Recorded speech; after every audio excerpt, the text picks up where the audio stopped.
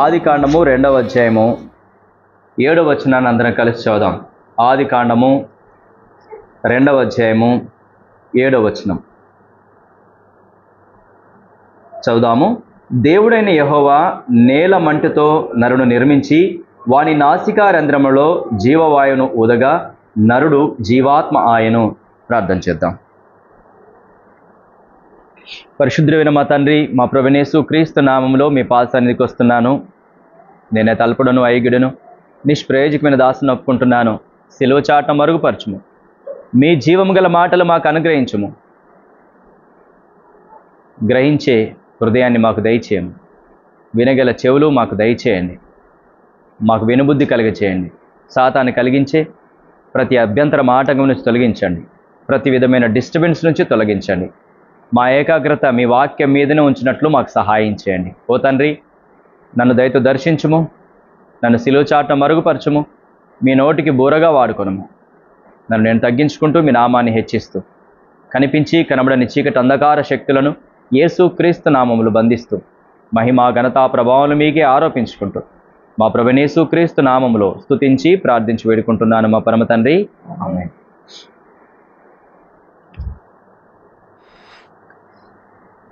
2వ అధ్యాయము 7వ వచనం చదవండి ఎవరైనా.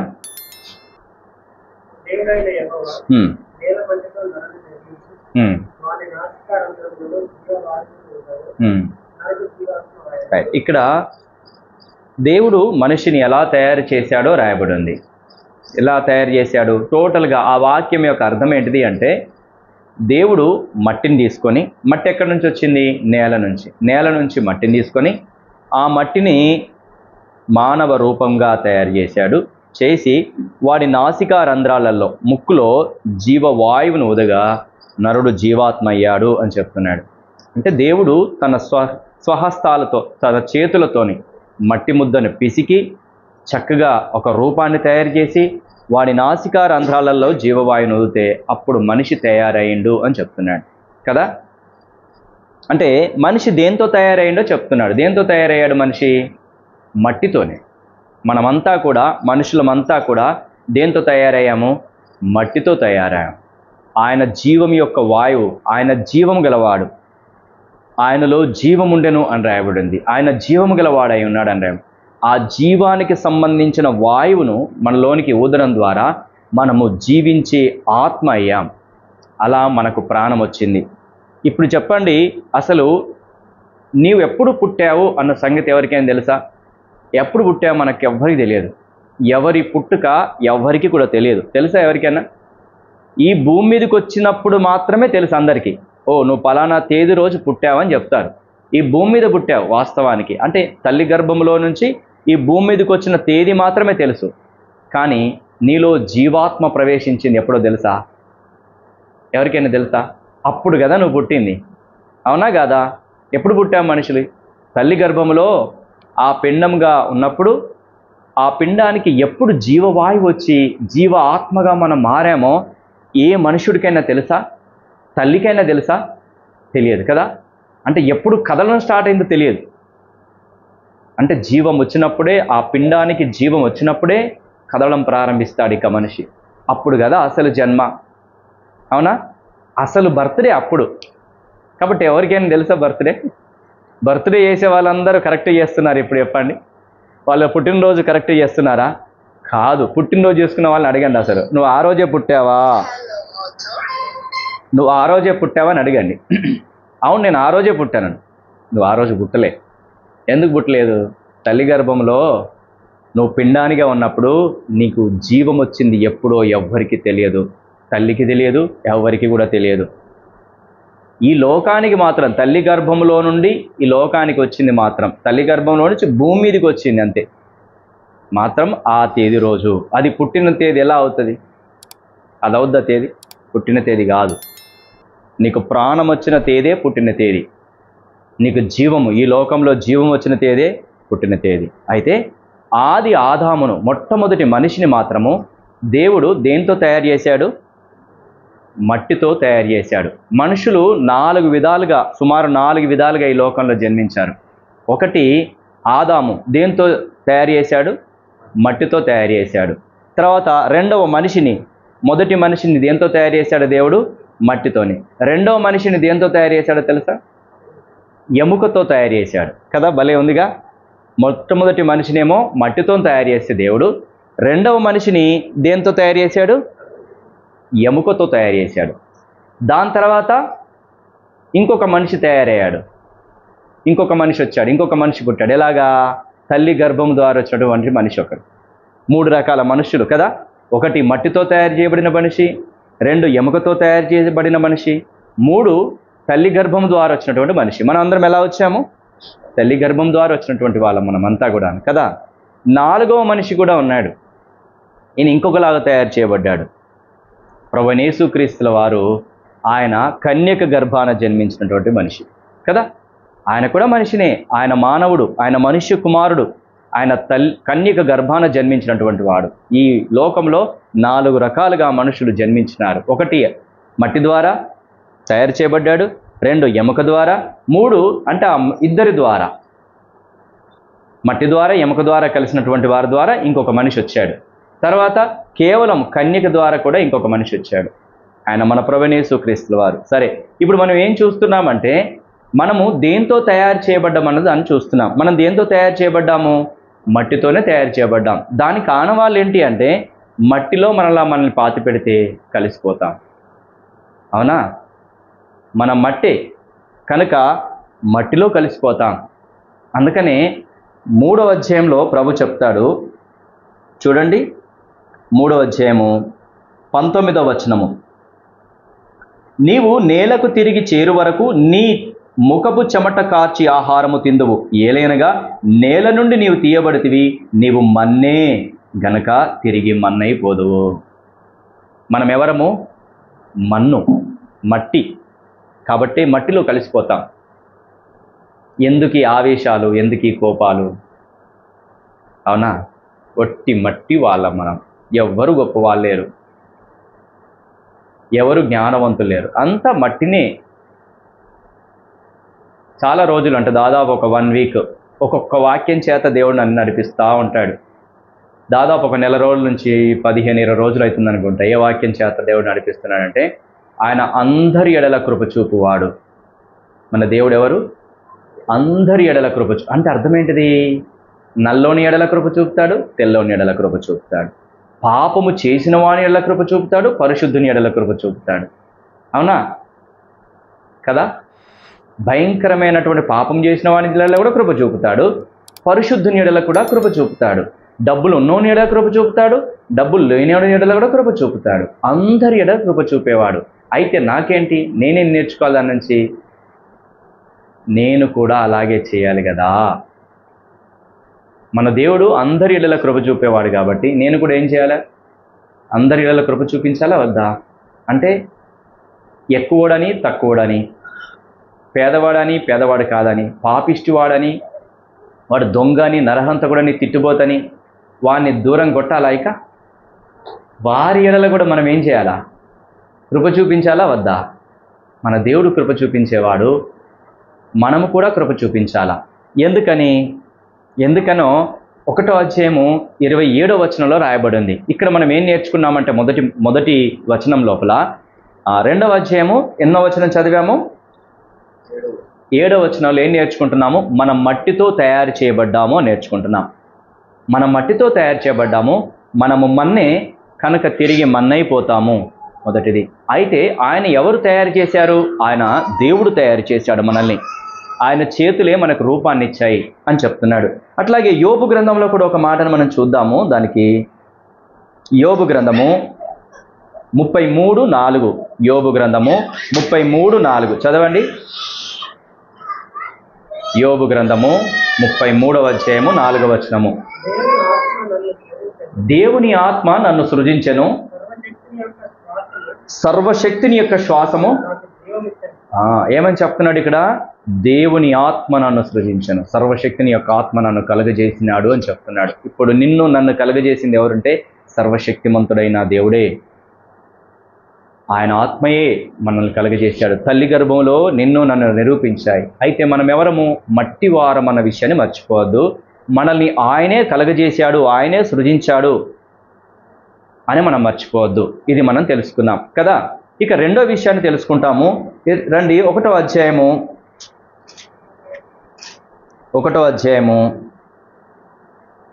26వ వచనము చదవండి. దేవుడు మన స్వరూపమందు మన పోలిక చొప్పున నరులను చేయదము. వారు సముద్రపు చేపలను, ఆకాశ పక్షులను, పశువులను, సమస్త భూమిని, భూమి మీద ప్రాకు ప్రతి జంతువును ఏలుదురుగాకనియు పలికెను. చాలు. ఇక్కడ రెండో విషయాన్ని మనం చూస్తున్నాం. మొదటి విషయం ఏంటి చెప్పండి? మనము మట్టి వారము కదా, మట్టితో తయారు చేయబడ్డ వారము. మనము మన్నే కనుక తిరిగి మన్నైపోతాము. అయితే ఆయన మనల్ని కలుగజేశాడు. ఆయన సృష్టికర్త. తల్లి గర్భంలో ఆయన చేతులే మనకు రూపాన్ని ఇచ్చాయి. ఆయన జీవవాయువుగా మనము జీవాత్మగా మారాము. అయితే ఎప్పుడు పుట్టామన్నది తెలియదు. మనకెప్పుడు ప్రాణం వచ్చిందో తెలుసా? అది మన పుట్టుక. తల్లి గర్భంలో నుంచి భూమి మీదకి వచ్చింది కాదు బర్త్డే. తల్లి గర్భంలో నీకు ఎప్పుడైతే జీవం వచ్చిందో, జీవాత్మగా నువ్వు మారావో, అది నీ పుట్టుక. అది ఎవ్వరికి తెలియదు. అవునా? కాబట్టి మనం పుట్టాము, మట్టివారము, ఆయన చేతులు మనల్ని కలుగజేశాయి అని చూసాం. ఇప్పుడు రెండవ విషయాన్ని ఏం చూస్తున్నామంటే 1వ అధ్యాయము 26వ వచనంలో ఆయన మన స్వరూపమందు మన పోలిక చొప్పున నరులను చేయుదుము అని చెప్తున్నాడు. దేవుడు ఎలా తయారు చేశాడంట మనల్ని? తన పోలిక చొప్పున, తన స్వరూపమందు మనల్ని చేశాడు. ఆయన పోలిక, ఆయన స్వరూపం ఏంటంటే, ఇంతకుముందు నేను చెప్పాను కదా, ఆయన అందరి ఎడల కృప చూపేవాడు, ఆయన అందరినీ ప్రేమించేవాడు, ఆయన అందరి ఎడల దయ చూపేవాడు, ఆయన అందరి ఎడల కనికరం చూపేవాడు, ఆయన ప్రేమ కలిగినటువంటి వ్యక్తి, ఆయన ఆదరించే వ్యక్తి, ఆయన ధైర్యపరిచేటటువంటి వ్యక్తి, నేనున్నాను అని చెప్పేటటువంటి వ్యక్తి మన ప్రభువైన యేసుక్రీస్తుల వారు. ఇప్పుడు ఆ పోలికని నీకు నాకు కలుగజేశాడు. నీవు కూడా ఏం చేయాలా? ప్రేమ చూపించాలా, దయ చూపించాలా, కనికరం చూపించాలా. ఈ లక్షణాలన్నీ మనకిచ్చాడు. వేరే వాళ్ళకి ఎవరికైనా ఇచ్చాడా? చెట్లను కలుగజేశాడు. చెట్లు చేయగలుగుతాయా?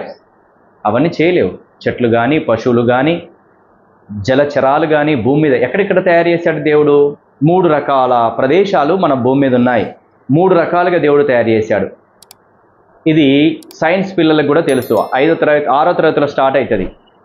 ఏంటిది? వాయుమండలము, జలమండలము, భూమండలము. 3 మండలాలు తయారు చేశాడు. వాయువులు అంటే ఆకాశము, దాని తర్వాత భూమి, దాని తర్వాత నీళ్లు. ఆకాశంలో ఉండేటటువంటి వాటిని కూడా దేవుడే తయారు చేశాడు. ఏంటి ఆకాశంలో ఉండి తయారు చేశాడు? సూర్యచంద్ర నక్షత్రాలని ఆయనే కలగజేయలేదా? అక్కడే రాయబడి ఉంది కదా, సూర్యచంద్ర నక్షత్రాలు కలగజేశాడు కదా. అవి ఆయనలాగా దయ చూపిస్తాయా, కనికరం చూపిస్తాయా, ఏలుతాయా? ఏమి ఏలవు. కానీ కొంతమంది అవి కరెక్ట్గా లేదు కాబట్టి నీ జీవితం బాగాలేదంటారు. ఆ నక్షత్రాలు ఈ నక్షత్రాలు బాగాలేదు కాబట్టి నీ జీవితం బాగాలేదంటారు. అవి ఏమి కావు. వాటిని ఏమి తన పోలిక చొప్పున, దేవుని పోలిక చొప్పున దేవుడు కలగజేయలేదు. వాటి ద్వారా మనకేమీ కాదు. ఆకాశ మండలములో తయారు చేసినవి మన కొరకు దేవుడు సృజించాడు. ఎందుకని? అవి వెలిగిచ్చుటకు మనకు తయారు చేశాడని రాయబడింది. అవి మన కొరకే. తర్వాత రెండవది, జలాన్ని, నీళ్లను తయారు చేశాడు. నీళ్ళలో ఏమేమి తయారు చేశాడు చెప్పండి? రకరకాల చేపలను తయారు చేశాడు. పెద్ద పెద్ద చేపలు, గొప్ప చేపలని, తిమింగలాలని దేవుడు తయారు చేశాడు. జలచరాలని తయారు చేశాడు. అవన్నీ ఎవరి కోసము? మన కొరకే. తర్వాత మూడవది, భూమి మీద ఉండేటటువంటి రకరకాల జంతువులను, చెట్లను తయారు చేశాడు దేవుడు. ఆకాశమును తయారు చేశాడు, ఆకాశంలో ఉండేటటువంటి వాటిని తయారు చేశాడు. అలాగే నీళ్లను తయారు చేశాడు, నీళ్లలో ఉండేటటువంటి వాటిని తయారు చేశాడు. అలాగే భూమిని తయారు చేశాడు, భూమి మీద ఉండేటటువంటి సకల జీవకోటిని ఆయన తయారు చేశాడు. ఇవన్నిటిని ఎవరి కొరకు తయారు చేశాడు? నీ కొరకు, నా కొరకే. అవునా? మనకు వెలిగివ్వడానికి అవి, మనకు ఆహారం ఇవ్వడానికి చెట్లను తయారు చేశాడు. అలాగే ఆయన చేపల్ని మన కొరకే తయారు చేశాడు. ఇవన్నిటిని ఏం చేయమంటున్నాడు దేవుడు? చూడండి 27వ వచనంలో, 27 నుంచి చదవండి. దేవుడు తన స్వరూపమందు నరును సృజించెను, దేవుని స్వరూపమందు వానిని సృజించెను. స్త్రీనిగాను పురుషునిగాను వారిని సృజించెను. దేవుడు వారిని ఆశీర్వదించెను. ఎట్లనగా, మీరు ఫలించి అభివృద్ధి పొంది విస్తరించి భూమిని నిండించి దాని లోబరుచుకునండి. సముద్రపు చేపలను, ఆకాశ పక్షులను, భూమి మీద ప్రాకు ప్రతి జీవిని ఏలునని దేవుడు వారితో చెప్పాను. అన్నిటిని ఏలాలి కదా. ఏలేటటువంటి ధన్యతని ప్రభు మనకిచ్చినాడు. ఆయన స్వరూపమందు ఆయన పోలిక చొప్పున దేవుడు మనల్ని మాత్రమే కలుగజేసినాడు. వాటిని ఏలే ధన్యతను, గొప్పతనాన్ని మనకిచ్చినాడు. ఇక్కడ ఇంకొక విషయం ఏంటంటే, స్త్రీ గొప్పనా పురుషుడు గొప్పనా? ఎవరు గొప్ప? ఇద్దరూ సమానమే అని చెప్తున్నాడు ఇక్కడ దేవుడు. ఎవ్వరు గొప్ప కాదు. స్త్రీలో ఉన్నది అదే ఆత్మ, పురుషుల్లో ఉన్నది అదే ఆత్మ. శరీరాలు వేరు కానీ వారిలో ఉన్న ఆత్మ ఒకటే. Both are equal. అవునా? శరీర నిర్మాణం వేరు, ఆత్మ ఒకటే. కాబట్టి ఇద్దరు ఎక్కువ అని కాదు, తక్కువ అని కాదు. ఎక్కువ అనడానికి తక్కువ అనడానికి రుజువు కొరకి ప్రభు ఒక వాక్యాన్ని చెప్పాడు. ఏంటంటే, పురుషుని ద్వారా ఎవరు నిర్మించబడ్డారు? స్త్రీ. పురుషుని ద్వారా స్త్రీ వచ్చింది. మరి పురుషుడు ఎలా వచ్చాడు? మరలా స్త్రీ ద్వారానే వచ్చాడు. స్త్రీ లేకపోతే పురుషుడు వస్తాడా? ఇప్పుడు రాడు. అంటే ఇద్దరు ఈక్వలా కాదా? పురుషుడు లేకపోతే స్త్రీ లేదు, మరలా స్త్రీ లేకపోతే పురుషుడు లేదు. అంటే ఈక్వలా కాదా? Both are equal. దేవుని గ్రంథము చాలా స్పష్టంగా చెప్తుంది, స్త్రీ పురుషులు ఇద్దరు సమానమే. ఎవరి ఎక్కువ కాదు, ఎవరి తక్కువ కాదు. కానీ కొన్ని నియమ నిబంధనలు, కొంత క్రమము బట్టి పురుషుణ్ణి దేవుడు శిరస్సుగాను, స్త్రీని శరీరంగాను దేవుడు చెప్తాడు. కాబట్టి శిరస్సుగా ఉన్నటువంటి పురుషుని మాట వినాలని చెప్తాడు అంతే దేవుడు. కానీ దేవుడి దృష్టిలో ఇద్దరు సమానమే. పురుషుని ద్వారా స్త్రీ ఎలా వచ్చిందో అలాగే స్త్రీ ద్వారా పురుషుడు వస్తున్నాడు. కాబట్టి ఇద్దరు కూడా ఈక్వల్. ఇక్కడ కూడా ప్రభువు వారిని తన పోలిక చొప్పున తన స్వరూపమందు ఇద్దరిని తయారు చేశాడు అని చెప్పబడుతోంది. సరే, ఇప్పుడు మనం ఏమని చూస్తున్నామంటే, మొదటిగా మనము మట్టి నుంచి తయారు చేశాడు. ఆయన జీవవాయువును ఊదగా మనము జీవాత్మగా మారాము అని చూసాం. రెండవది ఏం చూస్తున్నామంటే, ఆయన తన పోలిక చొప్పున తన స్వరూపమందు మనల్ని చేశాడు. ఆయన తన పోలిక చొప్పున తనకున్నటువంటి ఆ గుణలక్షణాలు ఏవైతే ఉన్నాయో అవన్నీ ప్రభు మనకిచ్చినాడు. వేరే జంతువులకు ఇచ్చాడా? వేరే జంతువులకి దేనిని ఇచ్చాడా? ఇవ్వలేదు. ఆయన పోలిక చొప్పున నిన్ను నన్ను సృజించినాడు. ప్రేమ చూపించడానికి, దయ చూపించడానికి, సకల ప్రాణులను ఏలడానికి మనకు ఆయన పోలికను అనుగ్రహించినాడు.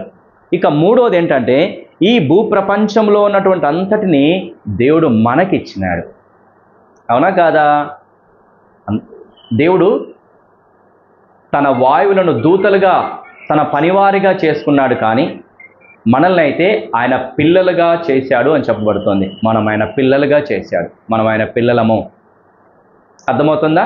దూతలు ఉన్నాయి, మహాదూతలు, శరాపులు, కెరాబుల్ని దేవుడు తయారు చేసుకున్నాడు. ఇక్కడ చాలా జాగ్రత్తగా గమనించండి.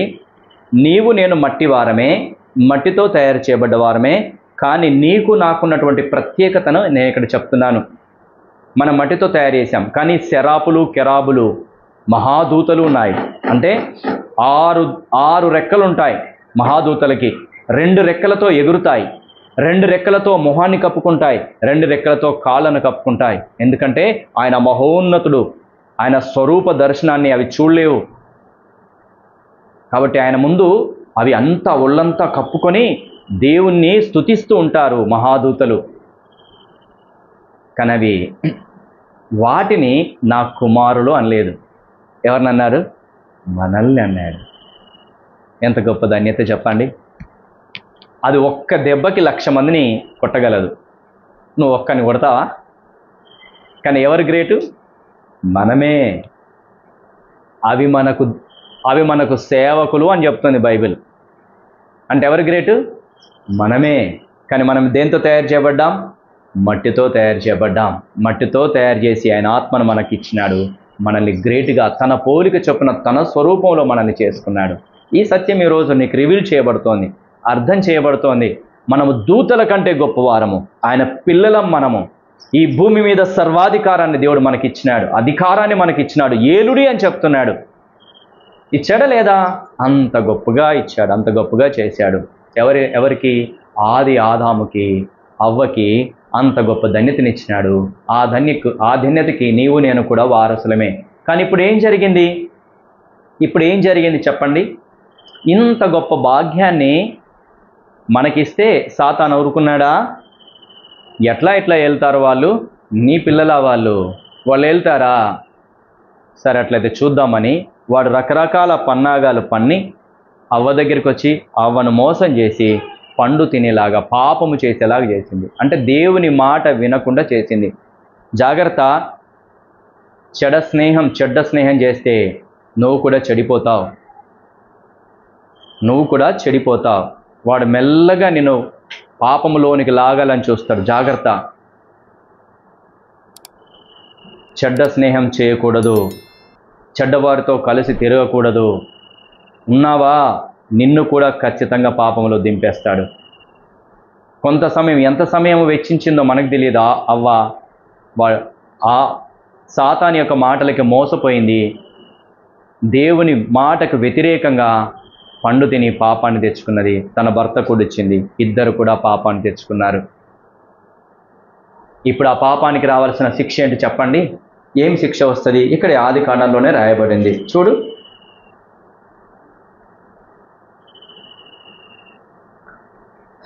ఆదికాండము 2వ అధ్యాయము 17వ వచనం చదవండి. అయితే మంచి చెడ్డల తెలివినిచ్చు వృక్షఫలములను నీవు తినకూడదు, నీవు వాటిని తినుదినమున నిశ్చయముగా చచ్చదవని, చచ్చిపోతావు అని చెప్పాడు. ఏం చెప్పాడు దేవుడు? నువ్వు మంచి చెడ్డల తెలివినిచ్చేటటువంటి చెట్టును, ఆ పండును ఎట్టి పరిస్థితుల్లో తినకూడదు. తింటే ఏమైపోతావు? చచ్చిపోతావు అని చెప్పాడు. ఇప్పుడు ఏం చేస్తారు? బలవంతంగా చెప్తాడు. సాతాను బలవంతంగా ఆ పండు తినేటట్టుగా ప్రేరేపించింది. తిన్నారా? తినలేదా? తిన్నారు. కనుకనే ప్రభు చెప్తున్నాడు 3వ అధ్యాయము 19వ వచనంలో, నీవు నేలకు తిరిగి చేరు వరకు నీ ముఖపు చెమట కార్చి ఆహారము తిందువు, ఎలయనగా నేల నుండి నీ తీయబడితివి, నీవు మన్నే గనక తిరిగి మన్నైపోతావు. చచ్చిపోతావు అని చెప్పిన మన్నై, నువ్వు మన్నైపోతావు. కానీ అంతకుముందు ఎలా ఉండేది? చెమట కార్చి తినేవాడా? ఇప్పుడు అందరూ చెమట కార్చకుండా ఎవరికైనా తినగలుగుతున్నారా? కానీ అంతకుముందు అంతా తోటే, ఏ పండైనా తిను హ్యాపీగా, అన్ని జంతువులతో చక్కగా ఆడుకుంటూ అన్ని పళ్ళు తింటూ హ్యాపీగా ఉండొచ్చు. కానీ ఇప్పుడు చెమట కార్చి తినాల్సిందే. చెమట లేకుండా ఎవరికి కూడా ఆహారం రాదు. అది దేవుని శాపము. తర్వాత ఏమవుతుంది? కష్టపడాల్సి వస్తుంది. రెండవది, మన్నైపోతున్నాం, చచ్చిపోతున్నాం. ఇది మనకు సంభవించినటువంటి శాపము. దేవుడు మనల్ని మట్టిగా చేశాడు. ఆయన పోలిక చొప్పున మనల్ని తయారు చేశాడు, అధికారాన్ని ఇచ్చాడు. ఇదంతా మన కొరకు తయారు చేశాడు. కానీ ఇప్పుడు ఆ తోట నుంచి వెళ్ళగొట్టబడ్డాము, చచ్చిపోతాము. చెమట కార్చి మనము భోజనం చేయాల్సిందే. ఈ శాపాన్ని తెచ్చుకున్నాం. అందరికీ ఈ శాపం వర్తిస్తుందా? వర్తించదా? అందరికీ ఈ శాపం వర్తిస్తుంది. అయితే దానిలో ప్రాముఖ్యమైనటువంటిది ఏంటంటే, మరణం ఉంది, ఈ మరణం ఉంది, రెండవ మరణం కూడా ఉంది. ఇది మొదటి మరణము కదా, నువ్వు చచ్చిపోతావు. తర్వాత రెండవ మరణం ఉంది. బైబిల్ ప్రకారంగా రెండవ మరణం ఉంది. నీ ఇష్టం వచ్చినట్టుగా నువ్వు బ్రతికావు. ఇక నీకు ఇష్టం వచ్చినట్టు నువ్వు బ్రతికావు. కోపము, పగ, ప్రతీకారము, ద్వేషము, కొట్లాటలు, బూతులు, ఇష్టం వచ్చినట్టుగా నువ్వు బ్రతికావు. దానికి సంబంధించినటువంటి శిక్ష కూడా నీకుంది. అర్థమవుతుందా? రండి, ఎవరికి ఉంది ఆ శిక్ష? ప్రకటన గ్రంథము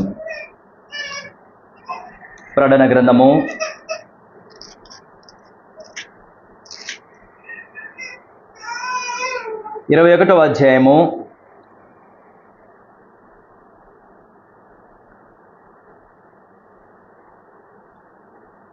8వ వచనము. 21వ అధ్యాయము 8వ వచనం చదవండి. పిరికివారును, అవిశ్వాసులను, అసహ్యులను, నరహంతకులను, వ్యభిచారులను, మాంత్రికులను, విగ్రహారాధికులను, అబద్ధికులందరూ అగ్ని గంధకములతో మండు గుండములో పాలు పొందుదురు. ఇది రెండవ మరణము. ఇది రెండవ మరణం. ఎవరంట? అబద్ధికులందరూ ఎక్కడ వేయబడతారు? అగ్ని గంధకాలతో మండుగుండంలో పాలు పొందుతా. ఇది రెండవ మరణం. నేను అబద్ధాలు ఇంతవరకు ఒక్క అబద్ధం కూడా ఆడలేదు అన్న వాళ్ళు చేత్తండి. ఎవరైనా ఉంటే, అవ్వతో నేను ఒక్క అబద్ధం కూడా ఆడలేదు చేత్తండి. ఎవరైనా ఉన్నారా? ఉంటారా? ఎవ్వరు లేరు. ఎక్కడికి వెళ్తారు వాళ్ళిక? ఎక్కడికి వెళ్తారు?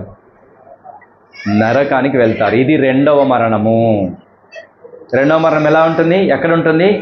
అగ్ని గంధకాలతో మండే గుండంలో కాలిపోతూ ఉంటాం. యుగ యుగాలు అక్కడ కాలిపోవాలి. అక్కడ మంటలు, అరుపులు, కేకలు, పెడబొబ్బలే. ఒక చుక్క నీళ్ళ చుక్క కూడా అయ్యారు ఎవరు కూడా నీకు. అట్లాంటి నరకం ఉంది. ఎవరికి? అబద్ధీకులందరికీ. ఈరోజు నీవు నేను అలాగ అబద్ధాలు ఆడుతూ ఎక్కడికి వెళ్తాం? తిరిగి మన్నైపోతాము. కానీ ఆత్మ నరకంలో కాలిపోతుంది, యుగ యుగాలు కాలిపోతుంది. అలా కాలిపోకూడదనే నిన్ను నన్ను సృష్టించిన సృష్టికర్త అయిన దేవుడు యేసుక్రీస్తు ప్రభువారు ఈ లోకానికి వచ్చినాడు. ఈ లోకానికి వచ్చి ఎలా చేశాడు? నిన్ను తన కుమారునిగా కుమార్తెగా చేయాలనుకున్నాడు. కానీ మనం ఎలాగ మారిపోయినాము? పాపము చేసి సాతాను పిల్లలంగా అయిపోయి సాతాను ఇష్టాన్ని నెరవేర్చే వారంగా, మనకిష్టం వచ్చినట్టు మనం బ్రతికే వారంగా, ఎంజాయ్ చేసేటటువంటి వారంగా ఉన్నాం. తద్వారా కలిగేటటువంటి శిక్ష ఏంటి? రెండవ మరణాన్ని నీవు నేను కొని తెచ్చుకుంటున్నాం. అయితే రెండవ మరణంలో నుంచి తప్పించబడాలి అంటే ఆ శిక్ష ఇక్కడే భరించాలి. నువ్వు తప్పు చేశావు, తప్పుకు సంబంధించిన శిక్ష నువ్వు భరించాలి. భరించితేనే శిక్ష ఆ కేసు అనేది కొట్టివేస్తారు. లేకుంటే కేసు కొట్టివేయబడుతుందా? దొంగతనం చేశాము, దొంగతనం చేస్తే కోర్టులో కేసు నమోదైంది, జైలుకి వెళ్తేనే ఆ కేసు కొట్టేస్తారు. ఆ జైల్లో ఆ శిక్ష అనుభవిస్తేనే కేసు కొట్టేస్తారు. లేకుంటే కేసు కొట్టేస్తారా? కొట్టివేయరు. మరి నువ్వు చేసిన పాపాలకు సంబంధించిన కేసులు దేవుని గ్రంథంలో రాయబడిన ఆ కేసులన్నీ కొట్టివేయబడాలంటే దేవుడే ఈ లోకానికి వచ్చినాడు. నిన్ను నన్ను కలుగజేసిన సృష్టికర్త అయిన దేవుడే ప్రభువైన యేసుక్రీస్తు వారే ఈ లోకానికి వచ్చి మన పాపములకు రావలసిన శిక్ష అంతా తను భరించినాడు. నువ్వు ఏ పాపం చేశావో, ఎలాంటి పాపం చేశావో, అది ఏదైనా కానీ, ఎంత ఘోర పాపమైనా కానీ, చిన్నదైనా కానీ పెద్దదైనా కానీ, అది ఏ పాపమైనా కానీ, ఆ పాపానికి రావలసిన శిక్ష అంతా యేసుక్రీస్తు ప్రభువారు తన మీద వేసుకున్నాడు. భయంకరమైన దెబ్బలు తిన్నాడు, అవమానపరచబడ్డాడు, మొహం మీద ఉమ్ము వేయించుకున్నాడు, తలకు ముళ్ళ కిరీటం, కాళ్ళకు చేతులు మేకులు కొట్టబడ్డాయి. శిలువలో 6 గంటలు ప్రభువైన యేసుక్రీస్తు వారు వ్రేలాడి తన రక్తమంతా కార్చి కేక వేసి ప్రాణం ఇచ్చాడు. ఈ శిక్ష అంతా ఎవరికి రావాలి? మనకు రావాలి. ఎందుకని? మనం పాపం చేశాం కాబట్టి. మన మీదికి ఆ శిక్ష రానివ్వలేదు. కానీ మన వంతుకు ప్రభువైన యేసుక్రీస్తు వారు ఆ శిక్ష భరించి చనిపోయాడు, సమాధి చేయబడ్డాడు, తిరిగి లేచాడు. ఇప్పుడు మనం ఆయన దగ్గరికి వచ్చి, యేసయ్యా నేను నిజంగా పాపినయ్యా, మీ రక్తం చేత నా పాపాలన్నీ కడుగు, నీ బిడ్డగా చెయ్యి అంటే చాలు. ఏం జరుగుతుంది? గొప్ప అద్భుతం జరుగుతుంది, గొప్ప ఆశ్చర్యకార్యం జరుగుతుంది. ఏమి అద్భుతము, ఏమి ఆశ్చర్యకార్యం అంటే అప్పుడే ప్రభువు తన రక్తం చేత నీ పాపములన్నీ కడిగేస్తాడు, నీ కేసులన్నీ కొట్టేస్తాడు, తన కుమారునిగా తన కుమార్తెగా నేను అంగీకరిస్తాడు. ఇంతకుముందు కుమారునివా? కాదు, సాతాను కుమారులంగా ఉన్నాం. ఇప్పుడు దేవుని పిల్లలముగా మారుతాం. రెండవ ఆశీర్వాదం ఏంటిది? ఆ నరకములో నుంచి తప్పించబడి జీవములోనికి వచ్చేస్తావు. నిత్యత్వంలో సదాకాలం దేవుని దగ్గర ఉంటావు. ఇక నరకానికి వెళ్ళవిక. ఇంత గొప్ప మేలు ఎలా వచ్చింది? ఎన్ని డబ్బులు పెడితే వస్తుంది? ఎంత పని చేస్తూ వస్తుంది? ఇది ఉచితంగా ప్రభు ఇస్తున్నాడు. యేసయ్యా నేను నిజంగా పాపినయ్యా, నా పాపానికి రావలసిన శిక్ష నా వంతుకు సిలువలో మీరు పడ్డారని నమ్ముతున్నాను, మీరు కాచిన రక్తం చేత నా పాపాలన్నీ కడుగు, నన్ను నీ బిడ్డగా చేయి అంటే చాలు. ఖర్చు అయిందా? ఏమైనా డబ్బులు ఇవ్వాలా? పొలం ఇవ్వాలా? గొర్రె మేకలు ఇవ్వాలా? ఏది అవసరం లేదు. నీ పాడైపోయిన హృదయం నీవు చాలు, దాన్ని బాగు చేస్తాడు. అదే క్షణం లోపల నీ పాపములన్నీ కడిగి పరిశుద్ధపరిచి ఆయన కుమారునిగా అంగీకరిస్తాడు. 2 బెనిఫిట్స్. ఆయన కుమారునిగా చేయబడ్డావు ఇప్పుడు. రెండవది, నరకములో నుంచి తప్పించబడతావు. మూడవది, ఆయనతో పాటు సదాకాలం ఉంటావు. ఎంత గొప్ప ధన్యత చెప్పండి. ఉచితంగా ప్రభు నీకు అనుగ్రహించినాడు. ఒకవేళ ఈరోజు నీకు ఈ ధన్యత, ఈ రక్షణ నీకు రాకపోతే ఈరోజు అడుగు. ఇది మిక్కిలి అనుకూలమైన సమయము. ఇదే రక్షణ దినం. ఈరోజు ఇది రక్షణ దినము. ఇది మిక్కిలి అనుకూలమైనటువంటి సమయము. ఈరోజే నిజంగా నీ పాపములను ఒప్పుకొని, యేసయ్యా నన్ను క్షమించయ్యా, మీ రక్తం చేత కడిగయ్యా, నన్ను నీ బిడ్డగా చేయి, నరకంలో నుంచి తప్పించి ప్రభువా, నాకు నిత్య జీవాన్ని ఇవ్వు అని అంటే చాలు, ప్రభు ఈరోజే ఇస్తాడు. ఇది మిక్కిలి అనుకూలమైన సమయము. ఇది రక్షణ దినము గనక ఈరోజే నువ్వు అడిగితే రక్షించబడతావు. ఒకవేళ రక్షించబడ్డావా అయితే నువ్వు ఆయన ఆరాధన చేయి. ఏం ఆరాధన చేస్తావు? వట్టి మట్టివాణ్ణి ప్రభువా, నేను నా ఇష్టం వచ్చినట్టు నేను బ్రతికాను, కోపము పగ ప్రతీకారంతో ఇష్టం వచ్చినట్టు నేను బ్రతికాను. అట్లాంటి నన్ను ప్రేమించి నాకు రావలసిన శిక్ష సిలువలో మీరు భరించి నా కొరకు చనిపోయి సమాధి చేయబడి తిరిగి లేచినారు ప్రభువా, నీకు వందనాలు. మీరు కార్చిన రక్తం చేత నా పాపములన్నీ కడిగి నీ బిడ్డగా చేశారు, మీకు వందనాలు. నరకములో నుంచి తప్పించి జీవంని నాకు ఇచ్చినారు, మీకు వందనాలు. నీతో పాటు సదాకాలం ఉండే ధన్యతను నాకు ఇచ్చినారు, మీకు వందనాలు అని చెప్పాలి. ఆయన కృతజ్ఞతాస్తుతులు చెల్లించాలా వద్దా? ఆయనకి ఈరోజు హృదయపూర్వకంగా కృతజ్ఞతాస్తుతులు చెల్లించాలి. లేదంటే ఎక్కడ ఉండేవాళ్ళం మనము? నరకములో యుగయుగాలు కాలిపోయేవారం, ఏ మంచితనము లేనటువంటి వారము, దుష్టులము, దుర్మార్గులము, నీచులము, ఎన్నిక లేని వారిని మనల్ని దేవుడు ఈరోజు మంచి వారిగా చేశాడు, నీతిమంతులుగా చేశాడు, పరిశుద్ధులుగా చేశాడు. ఆయన పిల్లలుగా దేవుడు మనల్ని చేశాడు, గొప్ప ధన్యతనిచ్చినాడు. ఎంతోమంది మంచివారు ఉన్నప్పటికీ, గొప్పవారు ఉన్నప్పటికీ, ప్రేమగల వారు, దయగల వారు ఎంతోమంది ఉన్నప్పటికీ ప్రభు మనల్ని కనికరించి కృప చూపి రక్షించినందుకు ఆయనకు కృతజ్ఞతాస్తుతులు చెల్లించాలా వద్దా? నిజంగా నువ్వు రక్షించబడితే, నిజంగా నీ పాపములు క్షమించబడితే ఈరోజు ఆయన్ని కృతజ్ఞతాస్తుతులు చెల్లిద్దాం, ఆయన్ని ఆరాధిద్దాం. అందరం లేచి నిలబడదాము, ఒక చిన్న కోరస్ పాడుకుందాం.